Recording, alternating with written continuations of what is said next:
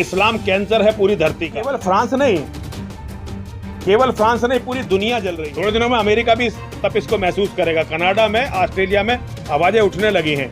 पूरी दुनिया में, ब्रिटेन पूरी तरह से गर्क हो गया। स्वीडन में सरकार को कुरान जलवानी पड़ रही है, कोर्टों को कुरान जलवानी पड़ रही है। और ये सारी दुनिया इस तपिश को इस्लाम, देखिए हम पिछले 27 साल से ये बातें लगातार बता रहे हैं। पूरी धरती को बर्बाद करेगा। अगर धरती को बचाना है, इस इस्लाम के कैंसर को मिटाना पड़ेगा और कोई रास्ता मानवता के पास नहीं है। और सब लोगों को एक होना पड़ेगा। नहीं होते तो सब खत्म होंगे।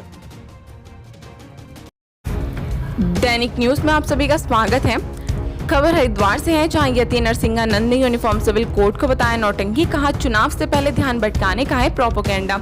जी हां, जूना अखाड़े के महामंडलेश्वर और डासना पीठ के पीठाधीश्वर स्वामी यति नरसिंहानंद आज हरिद्वार दौरे पर है, जहां उन्होंने यूनिफॉर्म सिविल कोड और फ्रांस में चल रही हिंसा पर बोलते हुए कहा कि देश में चल रहा यूनिफॉर्म सिविल कोड मेरे हिसाब से एक नौटंकी है।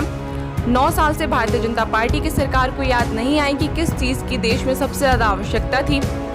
इस देश में सबसे ज्यादा आवश्यकता थी तो वह जनसंख्या नियंत्रण कानून की, लेकिन उसका फैसला अभी तक नहीं लिया गया और अब जनसंख्या नियंत्रण कानून बनाने का भी कोई फायदा नहीं है। जिनके लिए जनसंख्या नियंत्रण कानून बनना था, उनकी संख्या बहुत अधिक हो चुकी है।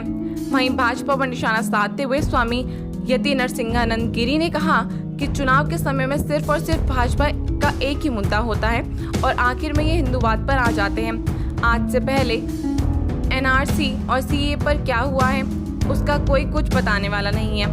यति नरसिंहानंद ने दावा करते हुए कहा कि चाहे कोई मुझसे लिखवा कर ले ले कि इस देश में यूनिफॉर्म सिविल कोड लागू नहीं होने वाला है। ये सिर्फ और सिर्फ चुनाव से पहले का एक प्रोपोगेंडा चलाया गया है, जिसे चुनाव के बाद भुला दिया जाएगा।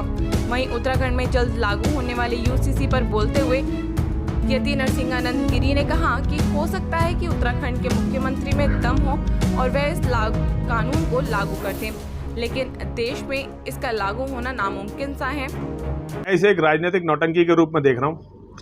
9 साल हो गए मोदी सरकार को। 9 साल बाद इन्हें होश आया है। यूसीसी की बात कर रहे हैं। पहले तो बताएं, इन्होंने सीए पे पूरा देश जो है गृह युद्ध की आग में झोंक दिया था। उस सीए का क्या हुआ, एनआरसी का क्या हुआ। आज मोदी सरकार में, किसी भी सरकार में, ये केवल पसमानदा करते रहे, मुसलमानों का तृप्तिकरण, तुष्टिकरण, संतुष्टिकरण करते रहे। लेकिन चुनाव के टाइम इनके पास एक ही मुद्दा होता है और ये आते हैं फिर हिंदूवाद पे। ये हिंदुओं का दुर्भाग्य है कि हिंदू फिर इनसे मूर्ख बन जाते हैं।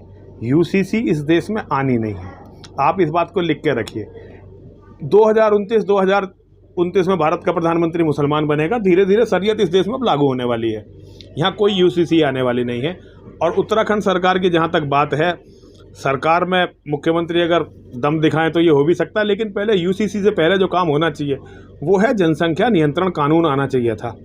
हालांकि आज भी उस कानून के आने का कोई फ़ायदा अब रहा नहीं, क्योंकि जिनके लिए ये कानून आना चाहिए था उनकी जनसंख्या बहुत ज़्यादा हो गई है। लेकिन फिर भी वो कानून आए तो ज़्यादा ज़रूरी है। यूसीसी से हिंदुओं को कोई फ़ायदा भी नहीं है। एक हिंदुओं को केवल एक सेटिस्फैक्शन मिलने वाला, वरना ये यूसीसी में हिंदुओं के लिए क्या है ये मुझे बताया जाए। यूसीसी से केवल हिंदुओं को मूर्ख बनाया जा रहा है। आए या ना आए इससे कोई फ़र्क नहीं पड़ने वाला। केवल ये एक ध्रुवीकरण जो है चुनाव 24 के उसमें करा जा रहा है। बाकी सरकार में दम नहीं है। ये चुनावी एजेंडा है क्या? खाली चुनावी एजेंडा। 9 साल तक पसमानदा, कभी पहले सिया सुन्नी, फिर अगले पिछले अशराफ, अब पता नहीं क्या क्या कहते थे, पसमानदा, उसके उस पर सारा बजट उन्हें पिला दिया। और अब चुनाव के टाइम में हिंदू याद आए हैं। तो हिंदुओं को मूर्ख बनाने का लिए ये एजेंडा है यूसीसी। ये कुछ नहीं है, कुछ नहीं होना है। आप लिख के रखिए, मैं आपको लिख के दे सकता हूँ कागज़ पे कि जैसे सीए पे कुछ नहीं हुआ, एनआरसी पे कुछ नहीं हुआ, हमें राम मंदिर को अदालत से जीत के भी हिंदू मुस्लिम भाईचारे का केंद्र बना दिया। पता चलता कि वहाँ गुलाल खेलने के लिए होली पे मुसलमानों के घर से आ रहा है, घंटा मुसलमान बना रहे हैं, मूर्ति मुसलमान बना रहे हैं, पत्थर मुसलमान ढाल रहे हैं, नींव में मिट्टी मुसलमान डाल रहे हैं। तो ये एक राजनीतिक नौटंकी है। देना सब कुछ मुसलमानों को है, लेकिन वोट हिंदुओं से लेनी है तो ऐसे मुद्दे उछालने पड़ते हैं। केवल फ्रांस नहीं पूरी दुनिया जल रही है। थोड़े दिनों में अमेरिका भी तब इसको महसूस करेगा। कनाडा में, ऑस्ट्रेलिया में आवाजें उठने लगी हैं।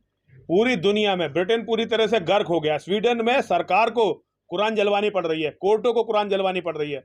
और ये सारी दुनिया इस तपिश को इस्लाम, देखिए हम पिछले 27 साल से ये बातें लगातार बता रहे हैं। इस्लाम कैंसर है पूरी धरती का। ये पूरी धरती को बर्बाद करेगा। अगर धरती को बचाना है, इस इस्लाम के कैंसर को मिटाना पड़ेगा और कोई रास्ता मानवता के पास नहीं है। और सब लोगों को एक होना पड़ेगा, नहीं होते तो सब खत्म होंगे।